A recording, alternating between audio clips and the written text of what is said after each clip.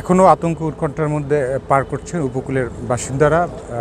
আমরা এই মুহূর্তে রয়েছি ভোলার তজুমউদ্দিন উপজেলায়। এখানে এসে আমরা দেখলাম যে এই তজুমউদ্দিন উপজেলার যে সুইচ গেটের কাজ চলমান রয়েছে, সেই সুইচ গেটে কিন্তু এই ঘূর্ণিঝড়ের প্রভাবে অতিরিক্ত পানি, মেঘনায় অতিরিক্ত পানি বৃদ্ধি হওয়ার কারণেই কিন্তু ক্ষতিগ্রস্ত হয়েছে। ক্ষতিগ্রস্ত যে সুইচ গেট, সেই সুইচ গেটের যে বাঁধটি রয়েছিল সে বাঁধটি ভেঙে কিন্তু লোকালয়ে পানি ঢুকে গিয়েছে, যার ফলে এখানকার স্থানীয় যারা রয়েছেন তারা অনেকটাই হুমকির মধ্যে পড়েছেন। কথা বলেছি স্থানীয়দের সাথে, তারা আমাদেরকে জানিয়েছেন যে ঘূর্ণিঝড় আসলেই তারা অনেকটাই হতাশার মধ্যে পার করতে হয়, যে বিশেষ করে বেড়িবাঁধের কাছাকাছি যারা বসবাস করেন তারাই অনেকটা হুমকির মধ্যে পড়তে হয়।